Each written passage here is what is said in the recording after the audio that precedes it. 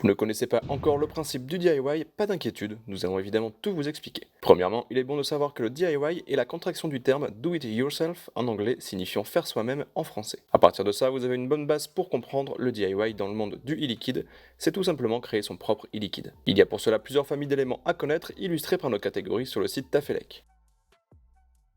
Comme leur nom l'indique, les bases sont la base d'un e-liquide. C'est en effet celles-ci qui permettent à un e-liquide d'avoir sa consistance et d'être vapoté. Il en existe plusieurs en différents formats et avec différents taux de PGVG. Pour info, le PGVG, c'est la composition d'une base, du propylène glycol et de la glycérine végétale. Le premier favorise la sensation en gorge, le second la production de vapeur. Il faut donc choisir selon vos envies, mais avant tout selon ce que votre cléromiseur permet. Vérifiez sur la fiche produit s'il doit être utilisé avec un liquide fort en PG ou fort en VG. Les boosters sont l'élément qui permet d'ajouter de la nicotine au mélange. Chaque flacon dispose de 20 mg par millilitre de nicotine et il suffit d'en ajouter autant que nécessaire pour atteindre le taux désiré. Cela demande un calcul particulier et peut parfois être source d'une certaine complexité. Il existe aussi les boosters au sel de nicotine, une autre version de la nicotine permettant d'obtenir un effet plus rapide lorsque l'on vapote.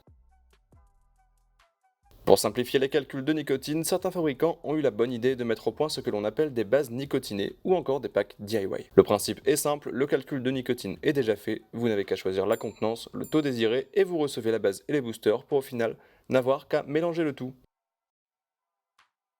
L'arôme est l'élément qui donne du goût au e-liquide. Sans eux, il est possible de vapoter une base nicotinée ou non nicotinée d'ailleurs, mais c'est tout de même très fade. Il existe des centaines de goûts différents sur le marché, allant de fruité à gourmand en passant par du tabac. Comme la nicotine, l'arôme se dose, mais cette fois c'est un peu plus libre. Si vous voulez un goût plus fort, vous n'aurez qu'à doser un peu plus que le pourcentage recommandé. Sachez également qu'il est tout à fait possible de mélanger plusieurs arômes pour arriver à un e-liquide parfait.